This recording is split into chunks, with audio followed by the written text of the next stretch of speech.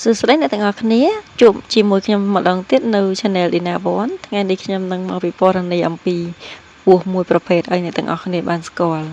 ពស់នេះគឺជាពស់ដែលតែងតែបង្កគ្រោះថ្នាក់បំផុតនៅប្រទេសកម្ពុជាយើងជាពិសេសបងប្អូនដែលរស់នៅតាមស្រែចម្ការឧស្សាហ៍ជួបជាញឹកញាប់ហើយត្រូវបានវាខាំមិនតិចអ្នកនោះទេតើអ្នកទាំងអស់គ្នាដឹងទេថាពស់នេះគឺជាប្រភេទពស់អ្វីពស់ស្រកាចាស់មានពឹសដ៏កាចសាហាវនិងល្បីល្បាញបំផុតនៅប្រទេសកម្ពុជាយើងពឹសរបស់វាធ្វើឲ្យមនុស្សពិការឬធ្ងន់ធ្ងរអាចបណ្ដាលឲ្យមនុស្សស្លាប់បានក្រោយពេលវាខាំជាតិពឹសចូលតាមសរសៃឈាមធ្វើឲ្យឈាមកកដុំវាយលុកបេះដូងនិងប្រព័ន្ធប្រសាទជនរងគ្រោះនិងបាត់បង់ស្មារតីមិនយូរប៉ុន្មានក្រោយពេលវាខាំមានអាការៈឈឺចុកចាប់ត្រង់មុខរបួសពិបាកដកដង្ហើមនិងពិបាកធ្វើចលនាពី2ទៅ4ម៉ោងហើយជនរងគ្រោះមិនទាន់ទទួលបានការសង្គ្រោះជីវិតនិងប្រឈមមុខគ្រោះថ្នាក់ដ៏ធ្ងន់ធ្ងរលក្ខណៈសម្គាល់របស់ពស់ស្រកាចាស់វាមានប្រវែងដងខ្លួនពី 0.5 ទៅ1 ម៉ែត្រសម្បូរសាច់សម្បុរលឿងចាស់ឬពណ៌ត្នោតនិងមានស្រកាដូចជាក្រឡាហូលមិនរលោងប៉ុន្តែស្រកមចាស់លក្ខណៈបែបនេះហើយអំណោយផលដល់ការលាក់បន្លំខ្លួនបានយ៉ាងល្អជាធម្មតាវាចូលចិត្តរស់នៅនិងបន្លំខ្លួនតាមដើមស្រូវដើមពោតដើមសណ្តែកនិងដើមឈើងាប់ដើម្បីការពារខ្លួននិងចាំចាប់ចំណីដ៏ឈ្ងុយឆ្ងាញ់របស់វា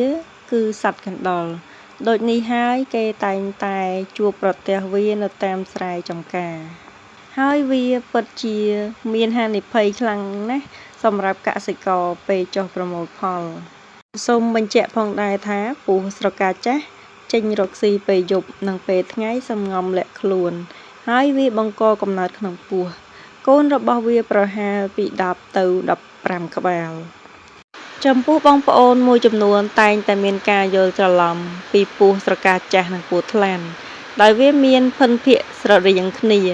តាមពិតទៅពស់ថ្លាន់មានខ្លួនភ្លឺរលោងតែពស់ស្រកាចាស់មានស្រកាគ្រើមនិងស្រកមចាស់ពស់ថ្លាន់មានក្រឡាមិនស្មើគ្នាទេប៉ុន្តែពស់ស្រកាចាស់មានក្រឡាហូលត្រង់ជាជួរល្អឥតខ្ចោះពីក្បាលដល់កន្ទុយសរុបមកពស់ស្រកាចាស់គឺជាពស់មួយប្រភេទដែលមានពឹសកាចសាហាវ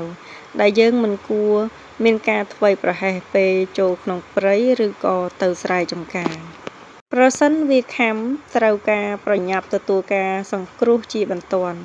ឬទៅមន្ទីរពេទ្យដែលនៅជិតបំផុតទោះបីជាវាកាចសាហាវប៉ុន្តែជាញឹកញាប់ក៏ត្រូវបានគេវាយកមកស្ងោរជ្រក់ផងដែរអ្នកដែលធ្លាប់ទទួលទានបាននិយាយថាវាជាពស់ដែលសម្បូរសាច់និងមានរសជាតិឆ្ងាញ់តើបងប្អូនទាំងអស់គ្នាមានមតិយោបល់បែបណាចំពោះវីដេអូពស់មួយប្រភេទនេះបើសិនជាបងប្អូនទាំងអស់គ្នាមានមតិយោបល់សូមជួយ comment នៅខាងក្រោមអរគុណបងប្អូនទាំងអស់គ្នាដែលបានទស្សនាវីដេអូតាំងពីដើមរហូតដល់ចប់កុំភ្លេចជួយ like និង subscribe channel នេះខ្ញុំមួយផងណាដើម្បីទទួលបាននូវវីដេអូថ្មីៗ